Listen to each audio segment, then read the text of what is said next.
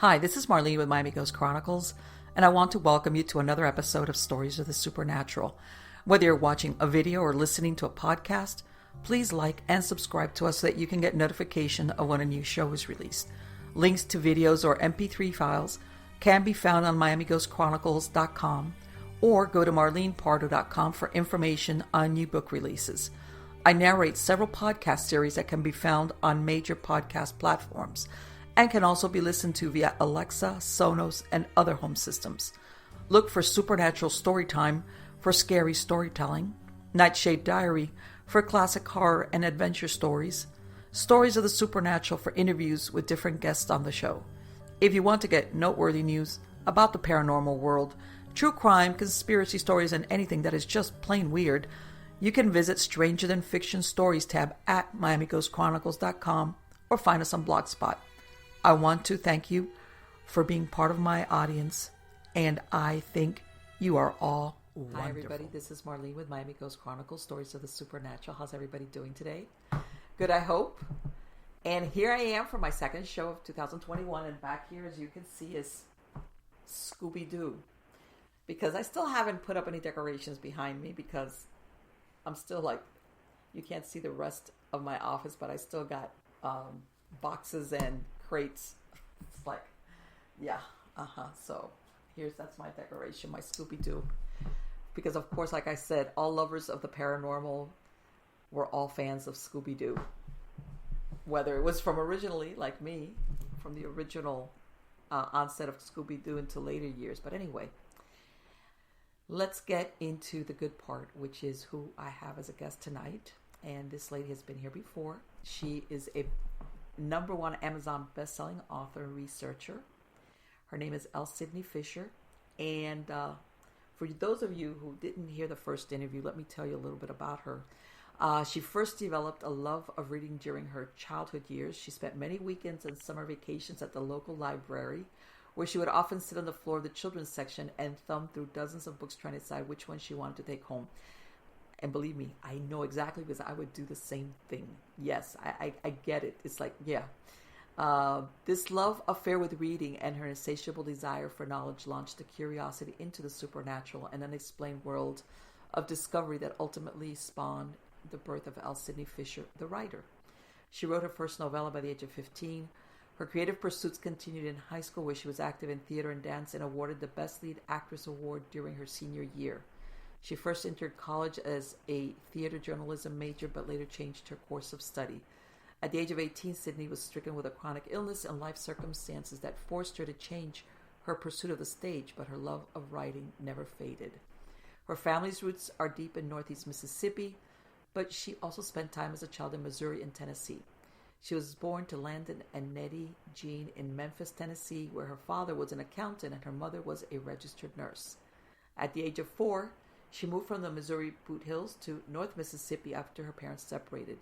Years later, she earned a Bachelor of English from the University of Mississippi and a Master's in Higher Adult Education from the University of Missouri. L. Sydney has been inspired by the writings of famous authors Stephen King, James Patterson, Dean Koontz, Anne Rule, Mary Higgins Clark, and Agatha Christie. Sydney's true hauntings and paranormal books will always contain some element of truth, so be observant. She's fascinated with the paranormal, has done extensive paranormal research for over 20 years. She calls herself a literary Indiana Jones. I love that. Sydney lives on a haunted landscape with the spirit of a white wolf and at least one ghost that shares what was once a Native American village in Northeast Mississippi. When she isn't writing, she's researching supernatural mysteries or another haunted location and its history. She is a proud mom of 2 children and a golden retriever mix named Willy Wonka, who has no idea that he's really a dog. You know what, Sydney? I've got 9 little dogs just like that they not only do they not know that they're dogs, or every once in a while they think they're big dogs. But anyway, how are you doing today, Sydney? Hey there, Marlene. It's so good to be back with you. It's been a while. Yes, so I'm glad to be back with you and glad that you've gotten settled in your new home. Yes, it's like I said, thank God this camera only shows behind me and it doesn't pan out to show the rest of my office that I still got boxes stacked against the wall that I have to go through.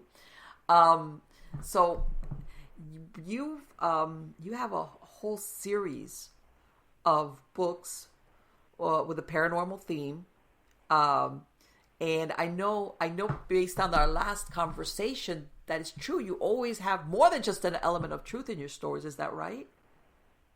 It is. And, the last time we spoke, it seems like to me that we talked about the Devil's Board. Yes, that had just been released.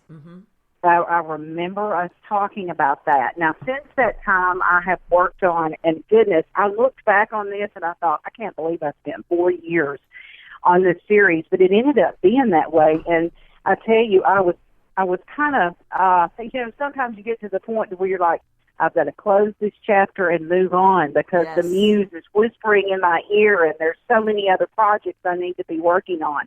But the Haunted series it's a 4-book series, basically, on some of the most haunted locations across the South, most of them in Mississippi, just because I did a bunch of paranormal investigations during that time and actually recruited a team of paranormal investigators. So it was really interesting when I got involved in that project.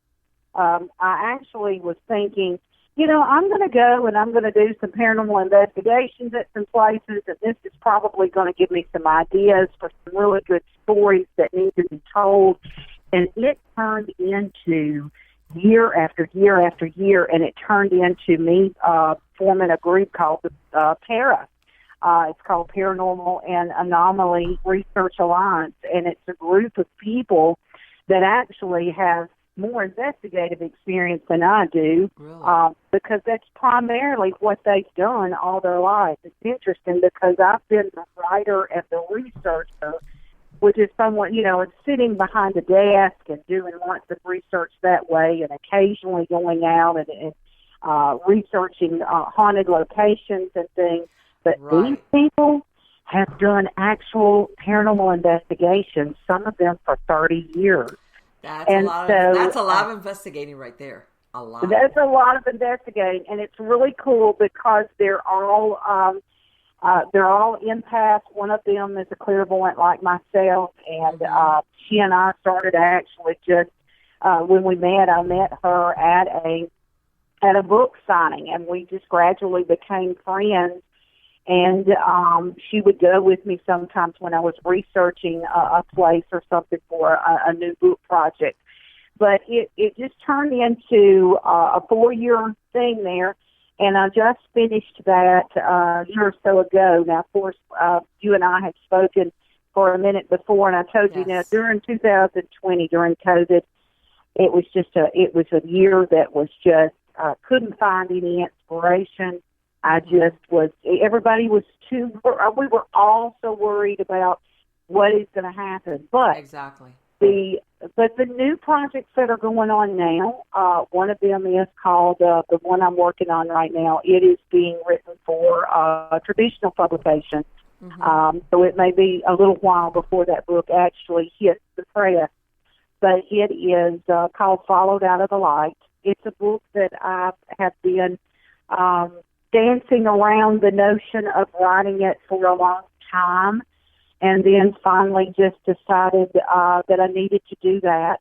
It's kind of a memoir, but it takes you from the beginning of how this all started for me through a near-death experience that I had at the age of 15, and then it highlights how this has come to where we are today and how those gifts, what changed for me, even from being born as an empath and not knowing what an empath was. When you're 8 years old, you don't know what the term empath means. Right. So in other words, what you're saying is prior to that near-death experience, you already were sensitive.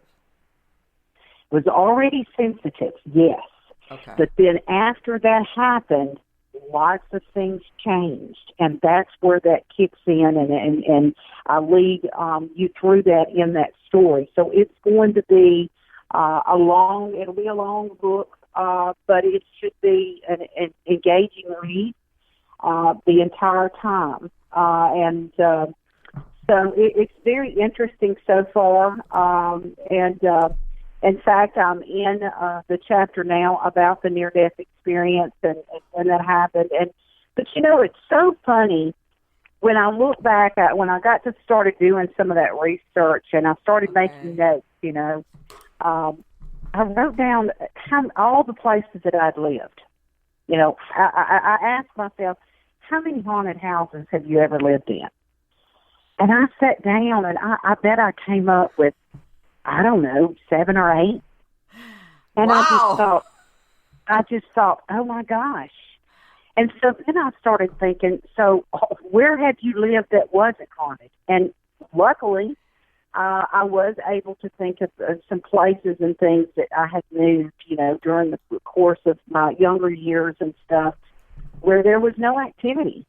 Really? But what is so fascinating about this is that you learn things about yourself, and from the very beginning, from the age of 4, I looked back and realized when these experiences actually first started happening. And even the opening line, whenever I said, at that age, I was not conditioned to believe that it wasn't possible, that you could sense spirits. Mm-hmm. But at the same time, I didn't tell anybody that I could either, because that's not, you and I both know that that's just not information that you share. Right. Yeah. You don't. Some children are oblivious to it, but other children know that I'm going to be the odd person out in this, or your family. It depends. Sometimes it's friends, sometimes it's family, or you're just like, I'm just not going to talk about this. True. And so that was what was so interesting, and that's kind of some of the writing that I got into, and some of the chapters and things that I've been working on. And I tell that, I remember even as a kid, growing up in this little neighborhood, there were some kids, I guess it's like adults, but some kids are like, oh yeah, wow. I mean, they embrace the idea of it as a possibility.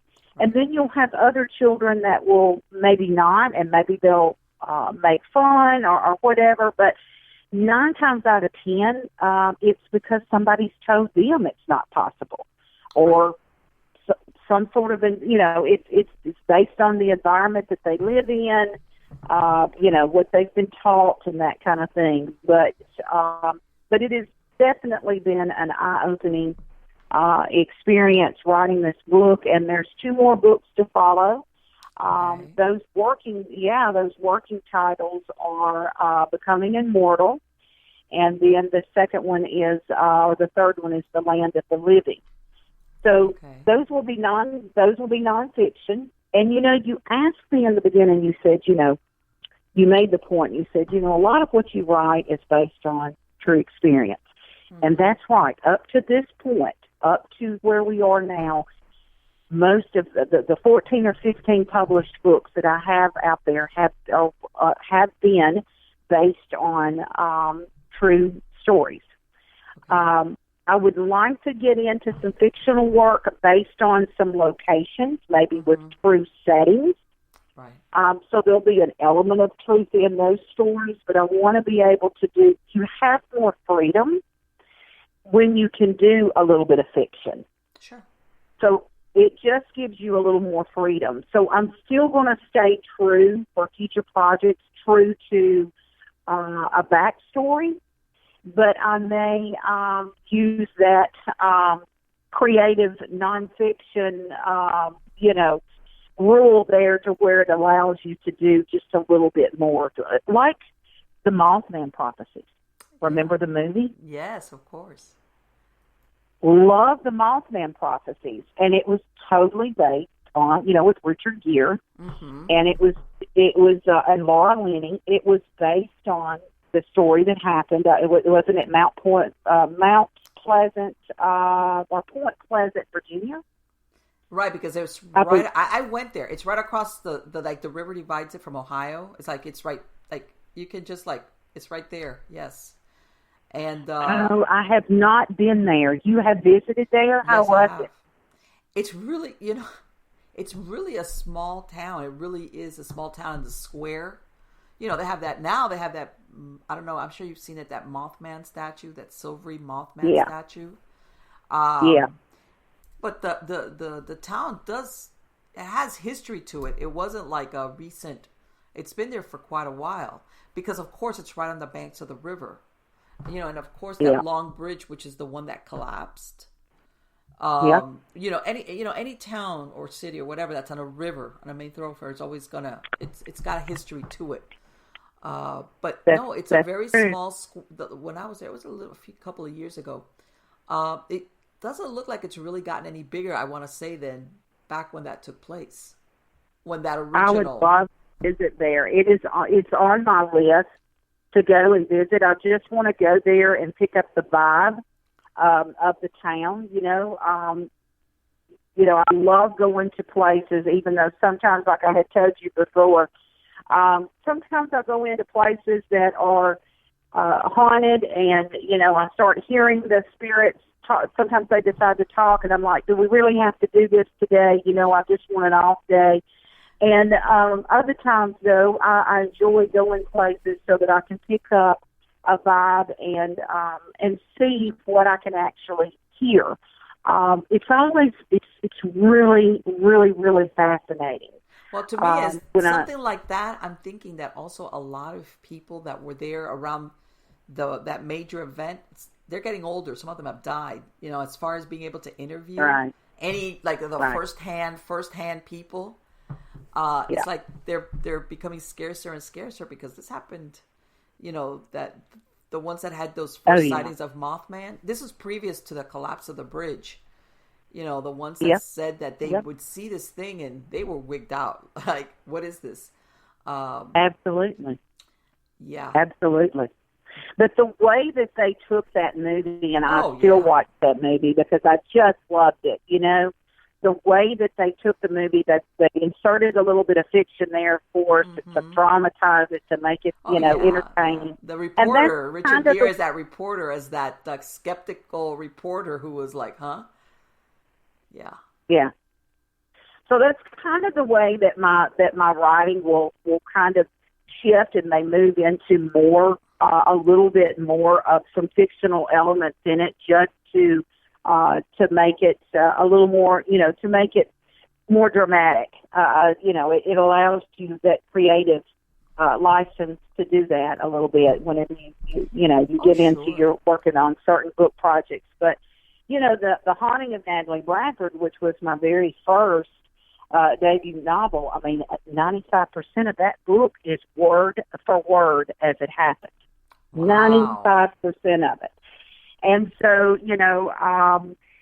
that is an incredible story. I've always said that particular book, it has not made it to the big screen, but I am telling you, regardless of who wrote it, even if it wasn't me that wrote it, or somebody else, I've always said that is such an incredible story because it's got all of the elements of just a really good major motion picture. It's got the murder trial and the haunting and all of these things going on. But it's it's an amazing story. And it was written 95% word for word as it happened. And then, of course, The Devil's Board is at least 80% word for word. Well, we talked about that was fascinating when, what you were saying about, that so much of it was based on real events. And, you think, and it's so funny whenever I hear a lot of people have different opinions about Ouija boards and about whether or not you should play with them. And this, my personal experience with Ouija boards has not been positive. So, even though there are some people that say, this is just a tool, it's just a divination tool, it's your subconscious moving the planchette. I understand, but on the other hand, I promise you, I have seen some things years ago that make me doubt that. And I just don't sit down with the Ouija board. I don't do it. Well, I don't know if you're familiar with Art Bell. that he had that Coast to Coast, that AM show, which he started back in the 90s, and he would talk about paranormal. Yep. And, of course, he passed away, I think it was 2018. And every once in a while, I still hear the recordings of his old shows because they're fascinating. The people calling in, especially with their stories. And, every once in a while, that subject of the Ouija boards comes up. And so far, I haven't found the one interview or the one conversation, but he would always say he had a really horrible experience with a Ouija board. Because people would talk, oh, we did that. And he's like, well, I don't really want to talk about this, but it was something that you could tell scared him a lot. And he says never again would he have anything to do with Ouija boards. I don't know. Again, I don't know exactly what the experience was, and I don't know if he ever talked about it on air. But you could tell this man was profoundly like, okay, you can talk about it, but my advice to you is stay away from it.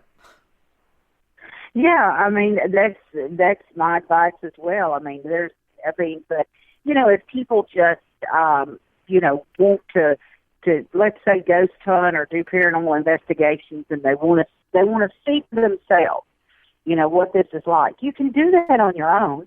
Mm-hmm. I suggest going with the group and of course getting some ghost hunting equipment and things. Of course, it's all available now. I mean, gosh, you can order almost anything that you want and that kind of thing. But there are ways that you can collect evidence and you can come to your own conclusions. There have been times when we have gone into places to where there was little activity and I was just kind of getting bored. And then but most of the time, there's usually some activity. We have been to some places that was it was so heavy. It took me 3 days to get over it. And I'm not even kidding. The group, we have gone to some places that were so, and I call it infested, so infested with haunting, with multiple spiritual, energy there, that literally when we left, and of course we sage and we say our prayers and we do different things, of course, to cleanse. But we were just wiped out. It took me 3 days, and all I wanted to do was sleep. Well, I was going to ask you, of all your experiences, which has been the one that's affected you the most profoundly? Well, let's see, of ghost encounter. Yeah, paranormal. And by this, it doesn't necessarily have to be fear, but unfortunately, fear does profound things to us that after you were involved with it, you were like, either you wish you hadn't done it, or you were like, wow, exactly like what you said. Days had to go by before you could say, okay, I'm okay. That is so scary when you have that, when you say to yourself, I wish I had not come here. That's scary. Yes. I will tell you that I had an unusual experience when I went. We have been doing a little bit of investigating or researching the Bell Witch haunting. Now, I don't know if you've ever heard of the Bell Witch haunting. Yes, I have. Okay, so the Bell Witch haunting is one of the oldest American ghost stories. Started in Adams, Tennessee, which is about 45 minutes north of Nashville. Okay, so you can go up and actually you can tour the cave and you can tour the land and that kind of thing where this happened back in the early 1800s. But anyhow, I went up, and of course I've read about this since I was a kid. I've been interested in it, but at the same time terrified. So sometimes what I'll do is challenge myself, and like the time I made myself watch The Exorcist because it had terrorized me. Oh my God! Let me tell you something. For so many years, I know. Let me tell you something. I saw that, but I tell everybody, I've said before, I went behind my mother's back when I was 13 to see that movie. Talk about, that thing, what I just said, like, why did I come? Yeah. Yeah, that had that moment. So I decided, I wanted to go see, I heard, you can drive up to Adams, Tennessee, 45 minutes up north of Nashville, and go to they get hundreds of visitors, thousands a year, that come and tour the cave and whatnot. And so I decided to drive up and went up and toured it stuff. And there, in my opinion, there was definitely a creepy energy still to the place. It felt like a residual energy. It's almost like it didn't feel like it was something that was happening right at the moment. But the scary thing about it is that it was like a seesaw back and forth. That's what the energy reminded me of. I felt like that if the tide turned a certain way, or somebody did the wrong thing or conjured or whatever, that this could be revived, And so anyhow, we decided to do a little research, and I found out, of course, that the victim of the Bell Witch haunting, Betsy Bell, she and her family, later on, after her father had died, they moved, and when they left Tennessee, they came to Mississippi, where I am. They came to Mississippi. And not only did they come to Mississippi, they came within about 50 miles of where I currently live. Oh. So, yes, and so this is what was so interesting. They left that area, and they migrated to, it's called Gallo-Busher County. So, of course, I know that area very well, but I've never found her grave. And, I've always been so curious about this. So we decided to go on a little, outing one day, and we went and found her grave, and it was very nice, and we left a little change there, and just visited for a moment and left and whatnot. But one of our members got home and had an attack, was attacked. She was resting in her bed. She likes to read at night like I do.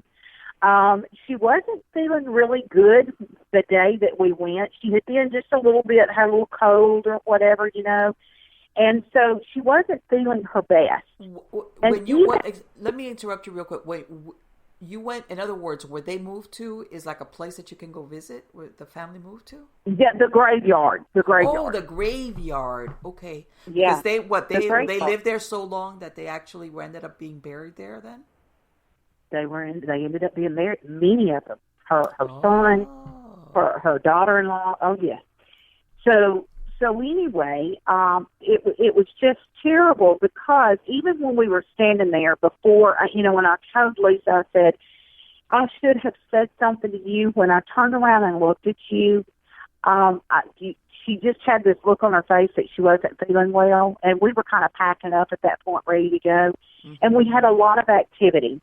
We were collecting a lot of activity. The EMF recorder was the EMF meter was absolutely going bananas.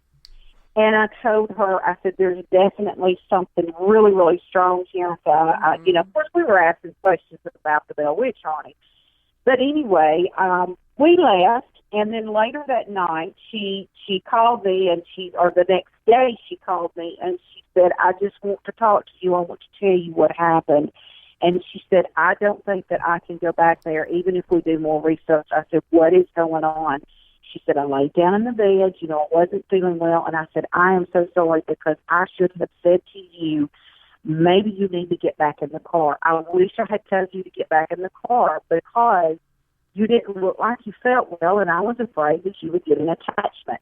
Well, she said, whatever was there followed us home. And she said, when I laid down in my bed, I'm not kidding you, she said, I was reading a book just like I always do. And she said, I felt the covers pull down off my feet. And she said, I looked up, and she said, I literally could see the indentation on the bed of the comforter being pressed down. And she said, I could feel this.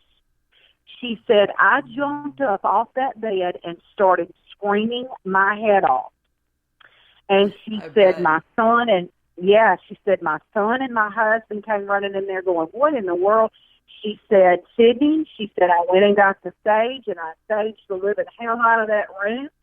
And she said, I said, whatever is here that followed me, you cannot stay. And she said, but I'm telling you that was frightening to me because I saw it with my own eyes. Wow. And she says, it's just coincidental or not that we were at that graveyard, and there we were doing a little bit of investigating. And she said, and I've been under the weather. So I was vulnerable to spiritual attack. Yeah.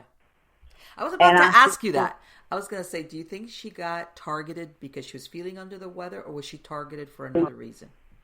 We feel like that she was the weakest link among the group. Yeah. Okay. On that day.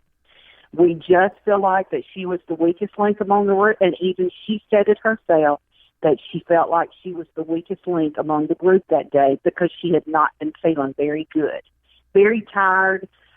She had been working long hours and stuff, and she said, I just think that I was the weakest link. You know what? It's so funny because I've been doing, I was doing paranormal research since the 90s, and many times, and this is, you learn as you go along, exactly like what you described.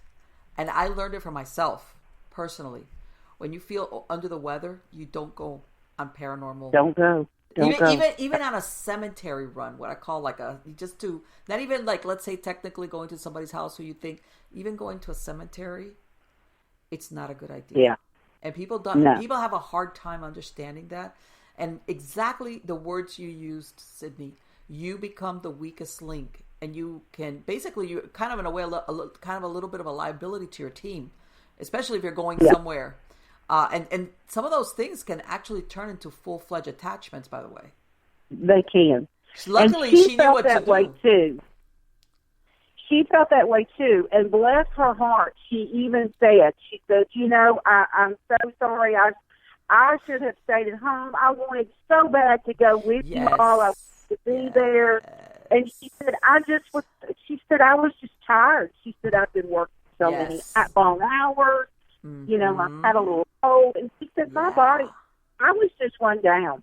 Yes. And I said, I hate that I said, when the EMF meter, I am not kidding you, and we had the cameras set up, and we were getting recordings, and it was just absolutely insane if you could have seen what all we were catching. And so I told her, I said, Lisa, I remember turning around and looking at you, and I thought to myself, you look so tired. Maybe you should get in the car because this is not good. Yeah.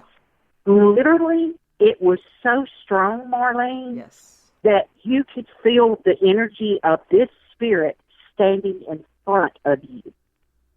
That I've never had. Now, we've been in lots of haunted locations. Take the EMF meter, and, it'll bump up, 4 or 5 lights. Mm-hmm. This thing was off the chart. I mean, all bars, steady burn, wasn't moving. You could feel it, literally. And it felt almost as if it was swirling around. And we didn't stay long after that because I told them, I said, I've only seen this happen one other time. Mm-hmm. And I said, there was no doubt about it. And I said, I think it's time for us to go. Was it an older cemetery, Sydney? Was it like one of those older ones that they're not having? I tell everybody, and that's another thing, people don't realize, especially when these older cemeteries that, sometimes are kind of deserted. There's a lot of people that go in there to do conjurings, and they leave things behind there. Yeah. Okay. Yeah, that's bad. And they bind things. First of all, they get rid of spell work and ritual items there. There's other stuff that requires it to be done in a cemetery, and others do bind things that they've conjured inside the cemetery, not to follow them, but they're in there. Okay, it's not only, in other words, it's not only just the dead that have been buried there.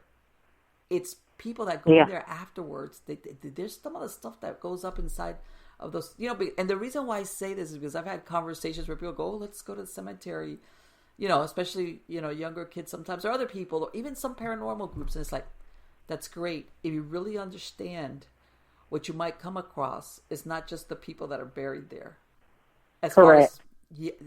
And that's why I was, and by this I mean that, you could run across some non-human entities. Yeah. And see, that's what I was starting to feel like. because Okay, the there you strength of go. yeah. So the Yes. strength of this thing, whatever this was that was making this EMF meter absolutely go bananas, I started to get really uncomfortable. We Okay. weren't there very much longer when I turned around and looked at her, and I did tell her, I said, y'all, we need to pack, it's time to pack up. This is just crazy. Yes. So we went ahead and left, but I even mentioned, and we have it on the recorder, I said, I am starting to not feel good about this. I don't feel like that this is a human spirit. I feel like that this may be non-human. Yes. And I said, so before somebody gets pinched, pushed, slapped, or whatever, let's go ahead and pack up. And we got in our car and we left. But that's what happened to her when she got home. When she got home, she laid down in the bed and was reading her book. And she said, I swear to God, it jerked the comforter down. And when I looked up, I saw the indention as it was like moving from the end of the bed, and it had the comforter literally was, going down. It was pressing down as if something was climbing onto the bed. And she said, that's when I got up screaming. And that right there just made the hair on the back of my neck stand up. That thing about that got very physical very quickly, by the way. Oh, absolutely. And she recognized it. Of course, now that's coming from an investigator in our group who has the most paranormal investigative experience of any of us. She's been doing it for over 30 years. Right. So for her to, I don't doubt what she said because she's done it for so long and she's been witness to so many things. But that was incredible. Well, at least she knew what to do, though, that she saged right away. That was a good She part. knew she knew exactly what to do. And, when you ask me what has been your scariest or your most memorable, I sit here and I think about so many different ones because it's literally been a lifetime of these experiences, and probably the most transformational spiritual experience I've ever had, of course, was a near-death experience where I literally, left my body and traveled into the light. I mean, it doesn't get any bigger than that. So for me personally, that's the biggest, most transformational experience. But as far as ghost and scary stuff, oh my goodness, there's so many different ones. And the one that I just described to you that had to do with the Bell Witch research, that's been a more recent one. But I had no idea what you said, that family moved away to Mississippi, because you know what? You're right.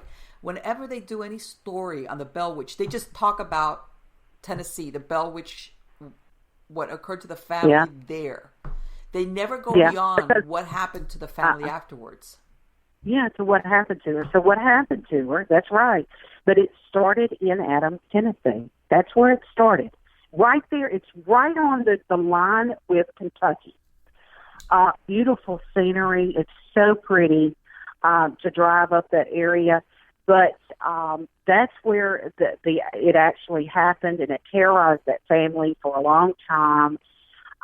But after her father died, and, the story goes that the witch killed her dad. Right. Killed her father. That's the story. Well, after he died, she was a young woman, and things kind of quietened down a little bit for a brief time. But they left the area, and she left, I believe, with her son and her daughter-in-law. And, it's funny. She lived to be in her 80s. Really?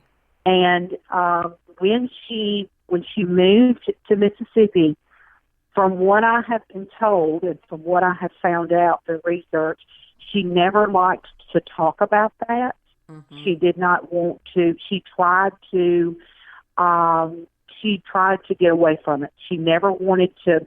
I mean, it was a horrific time of her life, so you can understand that when she gets away from Tennessee and all of the bad memories, she probably doesn't want to discuss it. Right.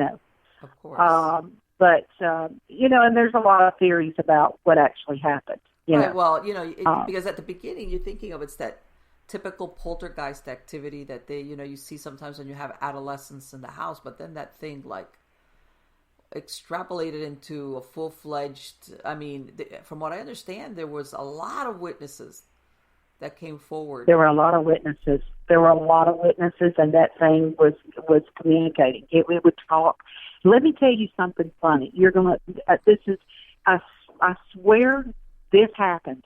That when I went up, and this has probably been 2 years ago. In fact, I wrote a little blog about it. You can find it on medium.com, L. Sidney Fisher. You can find my blog that I write about my visit to the Bell Witch cave, if anybody wants to go read that.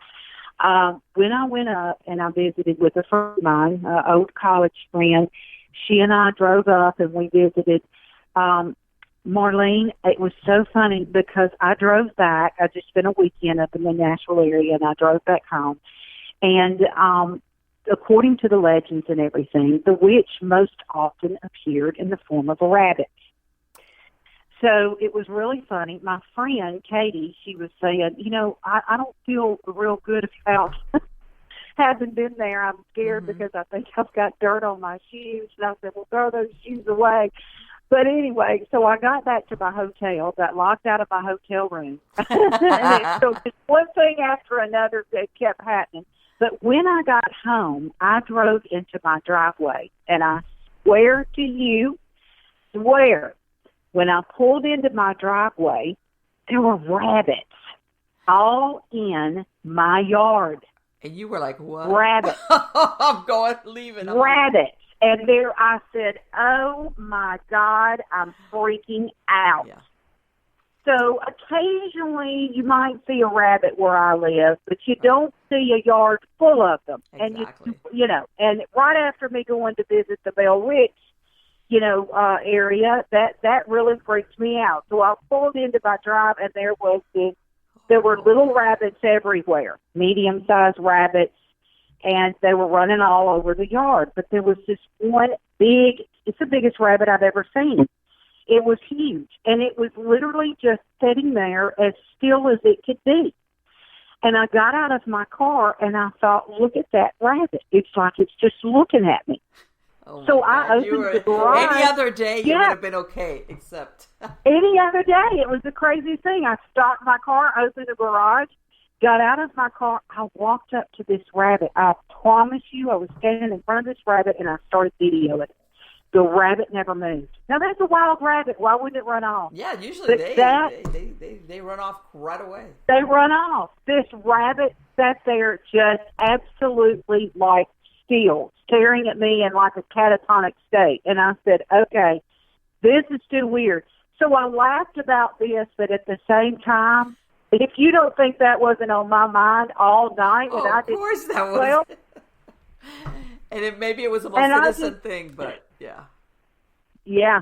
So, but thank goodness the rabbits, they all dissipated. They went their own little merry way, and I didn't have anything that I remember strange or whatever that happened after that. But Sydney, what do you think the Bell Witch was, really, truthfully? Do you really think that it was the ghost of this lady that was a witch, or do you think that it was something non-human which just came out of that cave? Maybe what's your feeling on what that really was? If the books that have been written by the living witnesses that lived during that time, if their story, if they're telling the truth, right. And that's notice what I said, if they are telling the truth.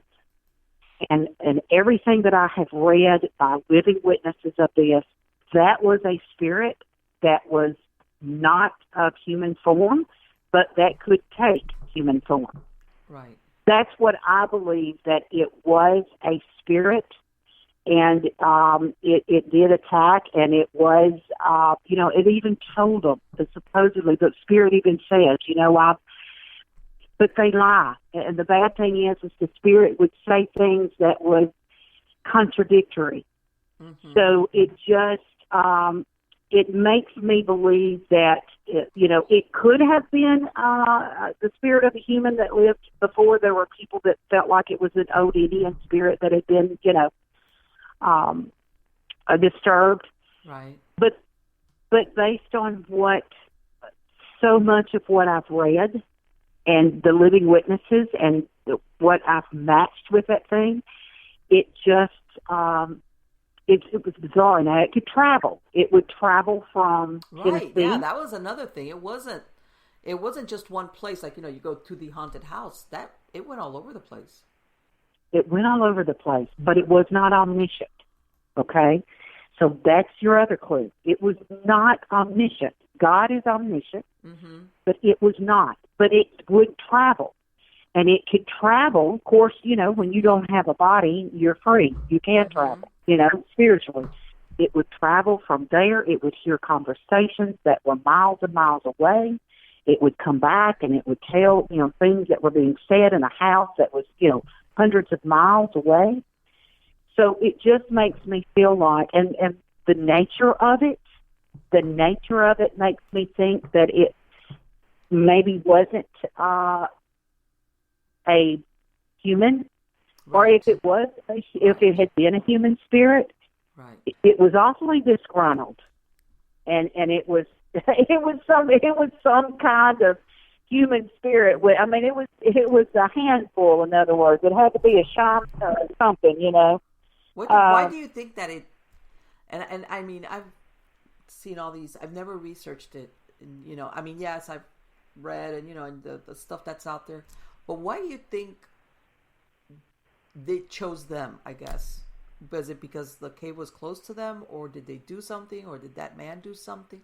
What was it? They put a bullseye on a lot of that. Well, a lot of times it looks for a weak link, just like look what happened to us when we were out at the cemetery. And there are some people believe that poltergeists happen in homes with teenage girls, and they're, they have all of these, and it gets complicated when you start thinking about this, when you start talking about energy and emotions and hormones and all of these different types of things and the things that we attract. And sometimes if there are things going on in the home, in the environment, that can attract negative energy. So without knowing what was actually happening or what Betsy was, they said that she was had a relationship with a young man, and the Bell Witch did not want her to marry him or whatever. And, the story has got a lot of different threads in it. I mean, there's a lot to consider in that story and what actually caused it and what happened. So it's very interesting, and you can spend years researching just that haunting.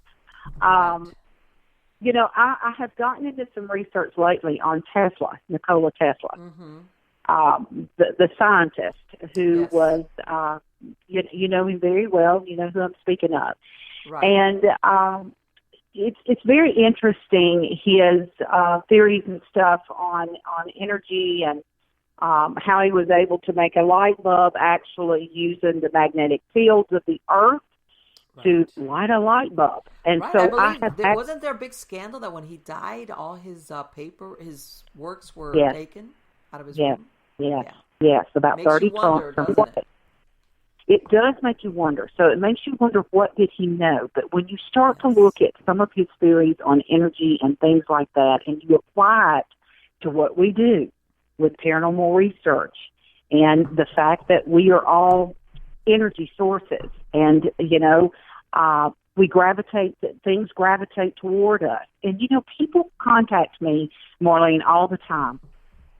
They'll send me a message and they'll say, I've got this going on. Can you please help me? Sometimes I do answer those and talk to them depending on how severe it is. But 9 times out of 10, the reason that they are having some of the things that happen to them in their home, there's other underlying issues going on that are influencing the dark energy. Yes. And it is magnetizing itself toward them. And sometimes I will, when I've interviewed folks and I've talked to them and I've asked them questions, and I tell them, you don't have to tell me, that's your personal business. but I'm going to ask you some questions. Don't answer unless you want to, but don't feel the need to answer. You answer these questions silently to yourself, and then listen to what I'm going to tell you. And whenever I've talked to them, and they sit there and they're going, and this and that, they call me back later, and they say, you know what, when I did this or I did that, things got better. And I said, that's it. Yes. And so we can really control sometimes how bad it gets if you're living in a haunted house. You've got to be the boss. And if you're living in a haunted house, a lot of people that they don't stand their ground. In other words, they're scared to death. They're scared to death. They're fearful, and it feeds off of the fear. Yes. But you have to be the boss, and you have to. I mean, you're the one that's living. You're here. They're not. But you have to be the boss and that kind of thing, and take control in certain situations, and things will improve. But there's certain things that they have to do in order to make that happen.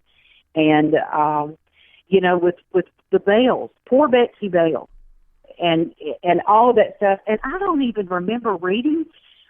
Well, maybe they did try to exorcise this thing, but it was very strong.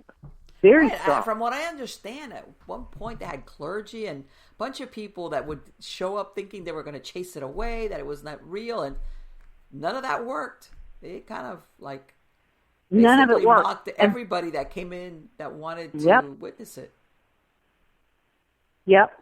And that's what will scare you about researching that story, is because if it is true, and this is why that I sometimes I get into researching that story and I'm so intrigued by it, and then sometimes I'll feel the need to step back, because if these stories are true and everything is exactly as these people have said, the witnesses to this, this is something that is beyond our power.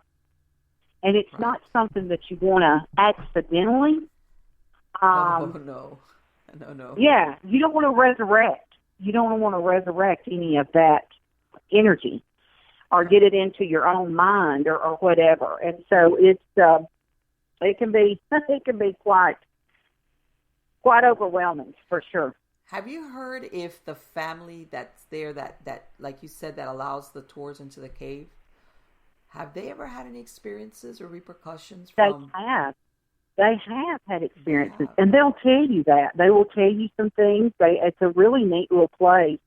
I don't know, I know during COVID last year that some things were shut down. I don't know what it's like for them now, but I do think that they're reopened for people to stop by. It's way out in the country. It's rural Tennessee. But like I said, it's beautiful scenery if you're just in that area, and you're on your way to Kentucky and you're passing through Adams, you want to stop and see it. It's really interesting. And if you've read anything about the legend, it would mean something, of course, for me and you, because we've studied the legend and stuff. But there are people who stop and they've never even heard of the Bell Witch haunting, because maybe ghost hunting or ghost investigating is not their thing. But but they're always intrigued. They're very, very intrigued, and they have an old log cabin that is that's a replica of the cabin that they lived in, and you can see that and that kind of thing. So it's pretty neat. In other words, let me ask you, when it makes you wonder, because personally, I feel the same way you do. When you read these stories about the Bell Witch, kind of scares you, because this thing could do whatever it wanted to anybody. And I'm thinking, it could do whatever it wanted. Yeah. If this family ever has it's like, do you really want to be? I mean, and I have my own theory. Every time I see a story where the supernatural agent comes out of a cave, the cellar, the underground, it's dark. I don't know what it is with paranormal entities, human or inhuman, whatever, that originate in either the basement, the cellar, the cave, the mine. It's always bad, always. And there's something about, I don't know if it's the energies of the earth or if it's just something where, if you want to say it's an elemental, I don't know what it is. But whenever something started out like that, I was like, oh my God, no, this is going to be bad. I could tell. And that's how I feel about the story with the Bell Witch. I would be like, I would like seal up the cave. Let's seal that up. Let's just, or pretend it doesn't exist, because it's like something like that. We're talking a non-human entity, something that's timeless. In other words, this is not like, how would you say, if, a human entity, that the hope that eventually it'll pass over and go to where it's supposed to, and the haunting is over. Oh, yeah. I don't and think here's that's the thing. appropriate. Well, you know that the Red River, there is a river that flows right there along the land where they lived. Okay. So there's that theory, that anywhere where water is, moving water is a conductor of spiritual activity and that kind of thing, because it creates electrical current. Mm-hmm. So there is the river right by the cave. And the cave is what is, the cave, it's so pretty though. The day that we were there were people kayaking on the river, and I was thinking, man, I wish I could go kayaking. But yeah, it's like but anyway, they take you really deep into the cave. So you definitely don't pick up any rocks to take with you. Oh, it's got one of those things going on like that. Oh, I've heard of things like that. Oh, you don't do that, because there have been letters written from people saying, they've mailed back the rocks they took from the cave, saying that it cursed them, they had bad luck. There's people that will even buy a pair of shoes, especially for the trip, and throw the shoes away. They don't even want to take them home. They don't want the soul from the cave on their feet. That's pretty bad, when you don't even want the dirt of the place. Yep. That right there is like, that tells you there's something there, I think, still there. Yeah, it's strong. There is definitely a vibe. There is definitely a vibe there. Yeah. And just like you said, maybe it's a seasonal or cyclical thing where sometimes it's dormant and then other times it becomes more, apparent. Who knows? Or, but yeah, I don't think that. Maybe back then, I mean, it could be so many things. Maybe this girl, she was the agent and she left. She went off and far, far away. And who knows really what the origins is, but something like that, I don't think it's like totally like, what was it that you said, exorcised or left or, no, that's, it's intriguing, like what you said, to go there, but at the same time, I'd be like, wow, I gotta be really with my eyes wide open with this. And for anybody that's done paranormal investigations, you have to go in there with shields up. I mean, talk about suit up.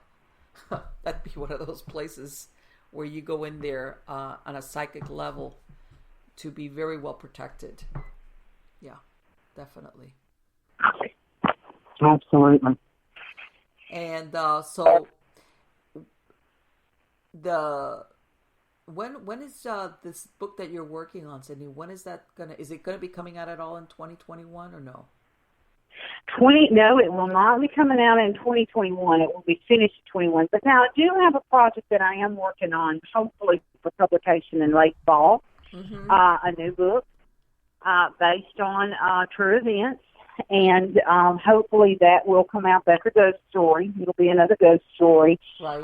There was a lady that actually levitated in her home. So this was the house was built in an area where it was an old Confederate campground, and we believe that there were some bodies that were buried there. Have not been successful in finding out who the ghost might be. Mm-hmm. But based on the history of the area, I mean, it could be any number of them. There were some men who were hung in trees around that area for stealing horses back in the 1800s. Mm-hmm. And so we're thinking that could be possibly what it is. But this was a classic haunted house with all of the frills that come with a haunted house, and it was absolutely terrifying. The family lived there for about 5 years, and that it long? mainly They were able to take it for 5 They did live there for 5 years. And here's the thing about haunted houses and people living in haunted houses. Look, you know, your ghost is not that predictable. Now, some people may say, "Oh, my ghost is predictable." Well, then you probably got a rapport going with that ghost. Then, if you you're used to them, you know what they're going to do and that kind of thing. Most hauntings, most ghosts are not predictable. Look, one family could move into a dwelling and could never have an experience. You're right. You're never. Absolutely right. Another family could move into that place and could immediately start to have paranormal experiences because they are sensitive to it and they pick up on it. And they're like a conductor. They're like a magnetized or whatever. So, you know, it's just, I've always said that the hauntings sometimes are unpredictable. You may have things that over those 5 years that that family was in that home, it wasn't 8 months might go by. It wasn't every day that something happened. But usually at night, when the lights went off and the lady went to bed, the stomping in the attic would start. And that was the most annoying thing, was the stomping in the attic. The occasional seeing an orb fly through the hallway, you know, that happened one time. Pulling her shirt while she's standing in the hallway, and literally like someone coming up behind you and jerking your shirt to get your attention. That happened one time. So it wasn't all the time. How old was the house? How old was it? How long had it been standing there? With which time? In the hallway? Well, no. I'm saying the house was built how long ago? How old was that house? Did it have... the house was actually built in the 1960s, around 1965. Okay. But the land that the house is on, of course, it's been there forever. I see what you mean. Okay, so yeah, because and it's funny because we always want to think of haunted houses being old, but the 1960s, you think, no, it's but no, you're absolutely right. The land, even though then a lot, time goes by. The 60s, we're talking about 50 to 60 years. A lot can happen under the roof of a house. A lot can happen, and I tell people when they say, "Oh no, I moved into a brand new house, so I don't understand this." If they're having experiences and stuff, I tell them, look, go to the courthouse and research your land records. Most courthouses in the United States have records that date back at least to the mid-1800s. Yes. Take your land deed and get your description and go back and see what you can find out. You can see maybe what the land was used for. There are whole subdivisions here in this area that are built on top of graveyards. So, that's not uncommon. That happens.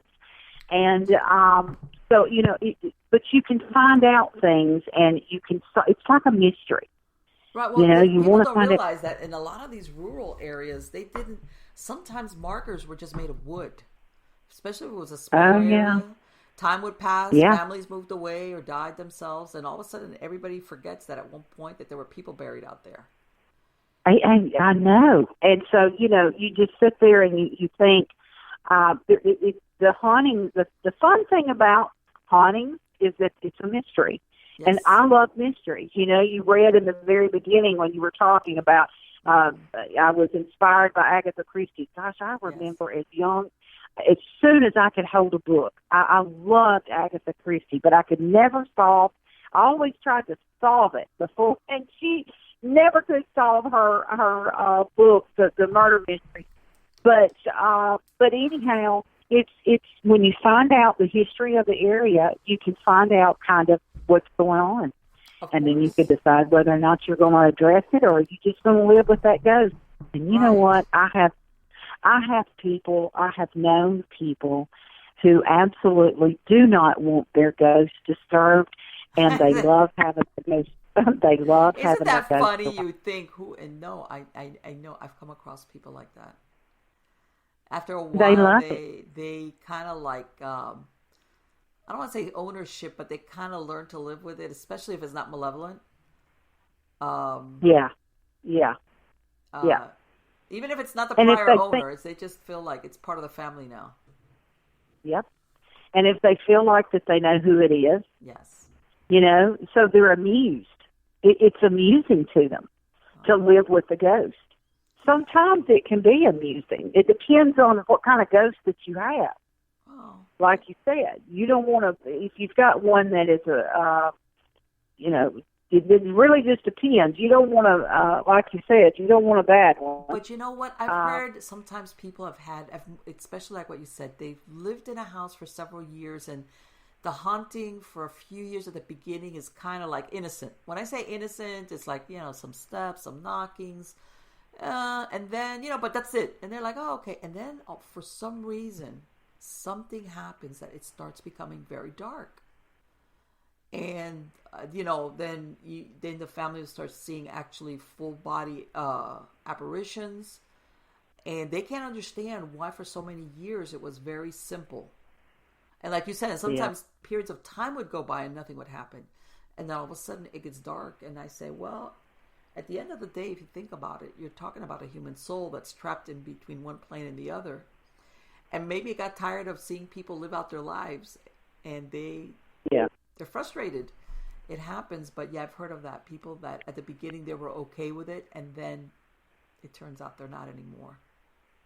And sometimes in situations where you have activity that becomes volatile, yes, you will have, if you get to the root of some things and you ask the right questions, they might not want you to know, but there may be other things going on within that family that are bad, that are negative.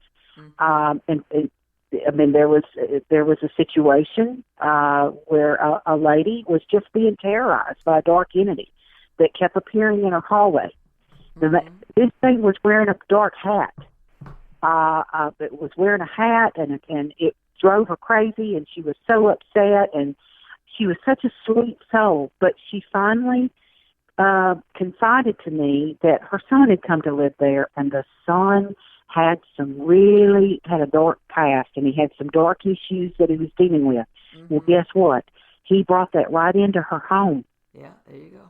He brought that right into her home, and when he got himself straightened out and he left, guess what? She never saw the dark. She never saw it again. Oh, when he left, it stopped? Oh, yeah. So he brought that. That's what I'm saying. So in other words, it didn't stay behind. It went with him. Yeah, but he was attracting that. He brought that into the home. He came in, and she mentioned, I said, is there, are you fussing and fighting? I said, you don't have to tell me your background, but is there a lot of fussing and fighting and raising voices and just, or do you have a peaceful, quiet home and there's happiness and you feel good and that kind of thing? No, it's just been terrible and blah, blah, blah, and I'm seeing this, that, and the other. And I said, there you are. There you are. So sure enough, when things calmed down and when he got, the son got his life back on track, and things kind of got better, they never saw the man with the dark hat and coat anymore in the hallway. He never showed up anymore, the dark shadow. He was gone. But he was like what they call a hat man kind of thing, or? Yes, he was visiting her. He was visiting her daily, and she said, it's terrorizing me. This poor little old lady would just cry, and it was just so sad. It was so sad. She said, I've seen him, and this, that, and the other. And so but everything's fine with that family now, and that's good, and happy, and and everything's peaceful. But they had a dark time in their life, and sometimes that energy is attracted that way. Now, not all the time. Sometimes we walk into situations just completely innocent. Oh, yeah. You You may walk into something that was already infested with dark energy, and it's no fault of your own. Yeah, of course. And then you have to try to get rid of it. So, there's always different scenarios. Yeah, there's sometimes a lot of residual energy. I told people, like when you move into a new house, even if it looks all nicely painted, fresh, I go, you still need to sage it. I said, you don't know. What if? And I've come across this. Let's say a certain room was being used as a sick room. Somebody that was ill. It's not haunted in the traditional sense of a haunting, but I've heard of people then using that room who start feeling sick, and they can't understand why. They basically start manifesting the symptoms, if not the actual symptoms, the feelings of whoever was using that room as a sick room. And by this I mean sometimes, how people sometimes are weeks, months, even years bedridden, or they use that room and maybe their health declined a lot. And that's why I tell people, when you move into a place, I don't care how nice and pretty and clean it looks, you need to sage it down, because sometimes you have energies. Yeah, because you leave energy behind. They leave their energy behind. It's just gosh, and you can feel it. Yeah. Yes, or and I'm sure you've heard of it, of people that their family's great, they move into a place, and before you know it, they're at each other's throats, and they're constantly fighting, and they can't figure it out. And then somebody says, when did this all happen? Well, it was after we moved here. You never know. Maybe the prior occupants, were having, really,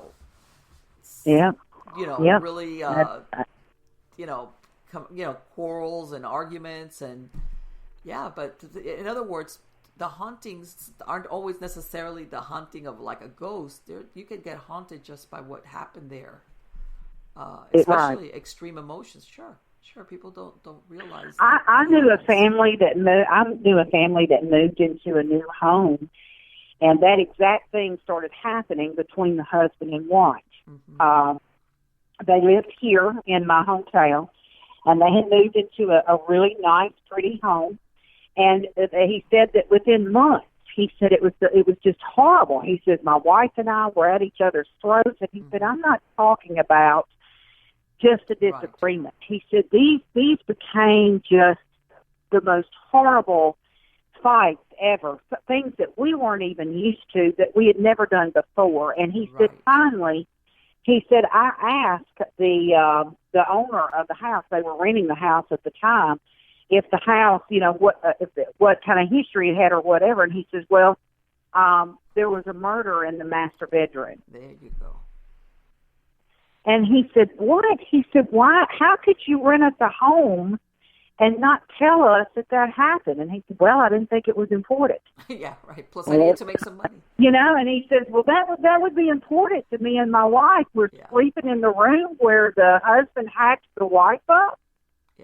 And so it wasn't long after that they moved out, and everything's fine. Yeah.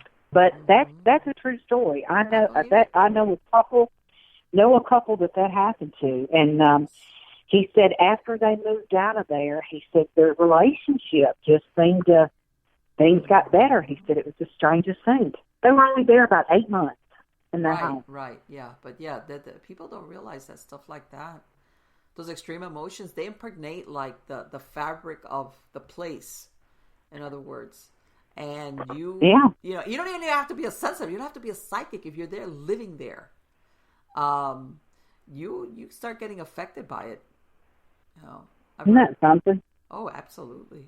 It's so scary. It's so scary. Yeah, because you really don't know when you go into some places, and even then, like you said, even brand new places sometimes.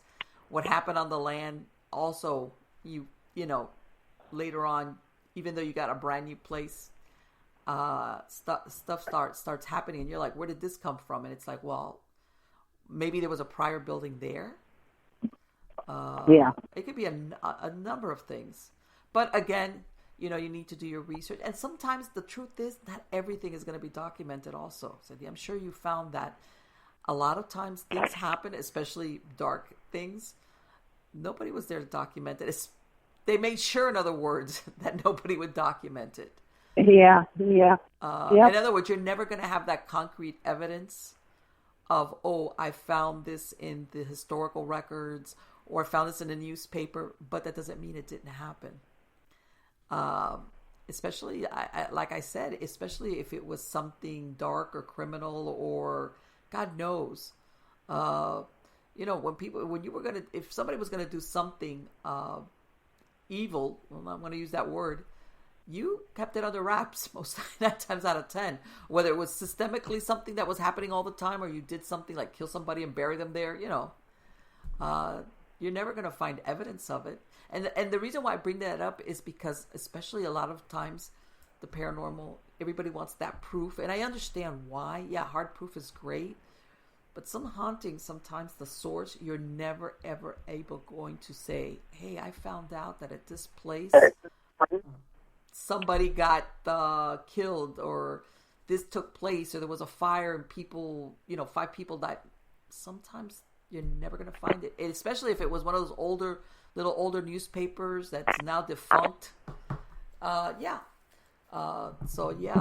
There's always, that's why the paranormal, I think, is so interesting.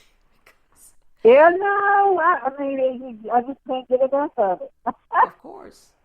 Well, been doing it my whole life. It's like, I tell people, you're not born believing in the paranormal. No. And I still say that. I think that it's a transformational experience, that once you have that experience, of course, it changes your perspective on everything. Yes, it does. And you either spend the rest of your life trying to find out more about it and why did that happen to me, or you may be like some skeptics and just say, that was strange, that was weird, but I don't want to go there.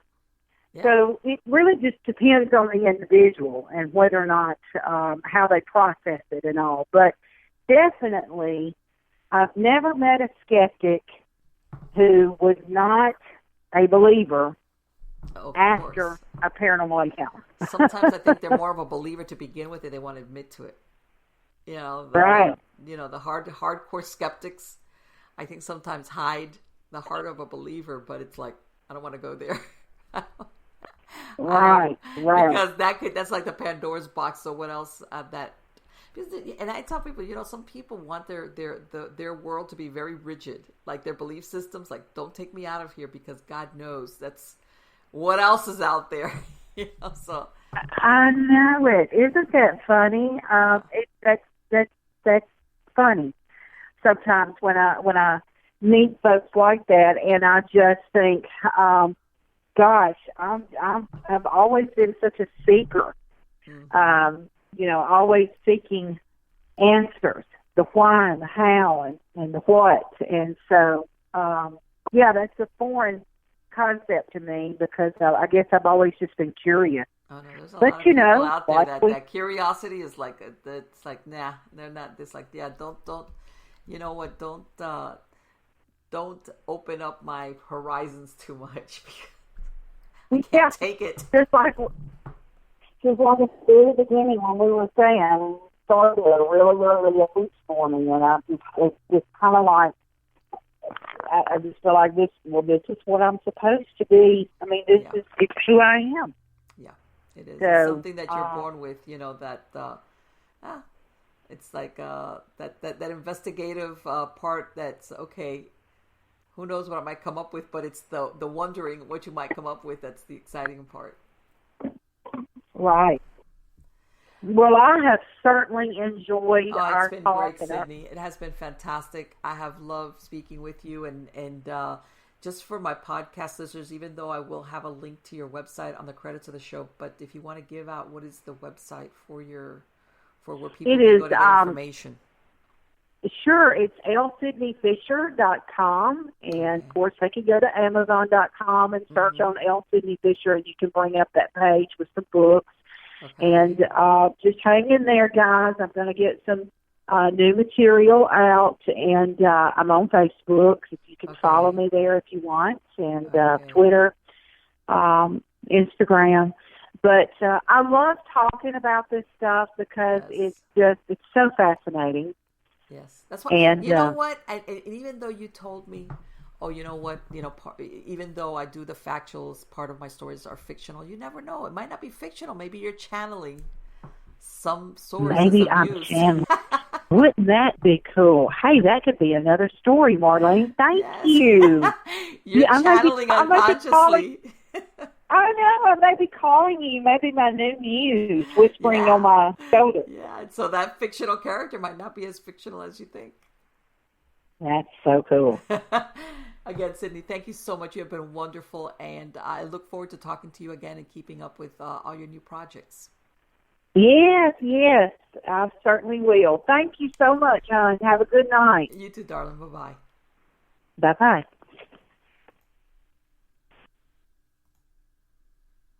Wow, she's great. She's absolutely fantastic. Wow. It's true. I hadn't spoken to Sydney. God, I want to say it's almost 3 years. Like 3 years? 2 years. It's just that between one thing and the next, time slips by. That's the thing that happens when you're an adult. Time goes very quickly. When you're a kid and somebody tells you a year, you're like, a year? A year? That's still long. And then you grow up and a year is nothing. Yeah, a year is nothing. But anyway, she's looks like she's got great projects in the works. And again, you heard what her website is, elsydneyfisher.com, or you can go to her author's page on Amazon. I imagine maybe they might even have her books on pre-order once they're available for pre-order. Even though from what she's saying, she's working on it during 2021, and then and she even has a blog. She mentioned she has a blog on her website. You can visit that. Plus, she's got a lot of books out there, which she's a #1 Amazon best-selling author. And like she says, her books, they're fictional, but not really fictional. She does a lot of research, which personally, I love stories like that. I love where even if it's maybe certain characters didn't exist, but they're based on fact. And I love that. I think that's so interesting, because it's almost like what she mentioned, that story of the Mothman. The character played by Richard Gere, which is this skeptical reporter who goes out there, which of course they throw in the mix that he lost his wife. He's going out there not expecting at all to have these experiences, and before you know it, he's dragged into it because he realizes there's more to this, just what's going on. And there's always that element, but then again, that story was based on real occurrences. The bridge collapse, and I'm sure a lot of you have seen that there's a lot of documentaries and programs that have run down some of the people that were young, that were alive, that had experiences prior to the bridge collapse. I think it was Point Pleasant, of the sighting of Mothman. That's how they developed into the aspect that it was a harbinger of what was to come. Whether and a lot of people sometimes, especially with a Mothman, is it a harbinger? But it doesn't cause it. In other words, it's almost letting witnesses know something tragic will happen, and then you've got other people that say, well, is the appearance of the Mothman what causes the disaster to happen? What role does that a Mothman type of entity? Matter of fact, recently I was writing an article for my blog, and it's called "The Stories of the Spectre Moose." And what it is around the 1895 up in Maine, a lot of people would go moose hunting, and there was a story that came up about.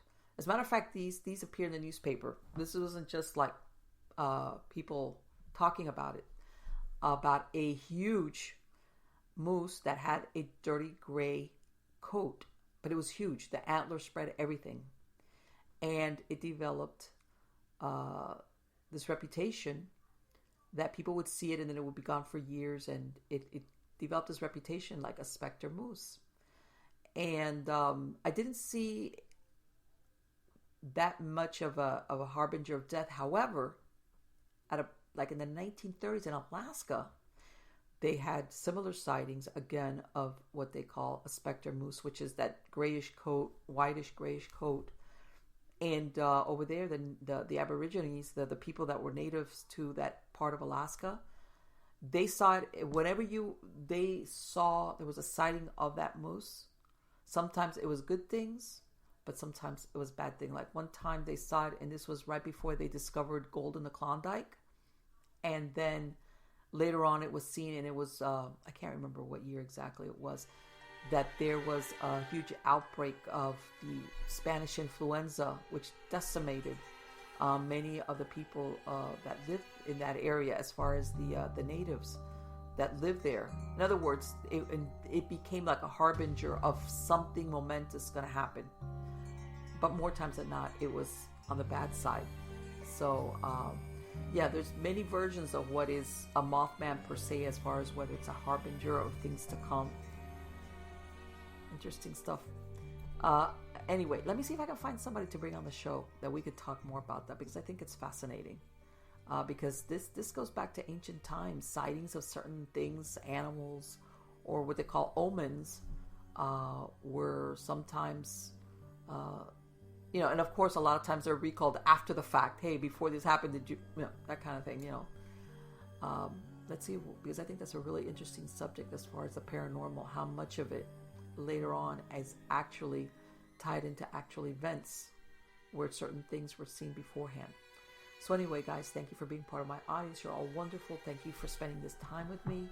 And hopefully in later days you will actually see some type of decoration. And I know some of you who cares about decorations. I do. I love decorating. Especially with all my goofy stuff that I have for paranormal stuff. But it's a work in progress, believe me. Yeah.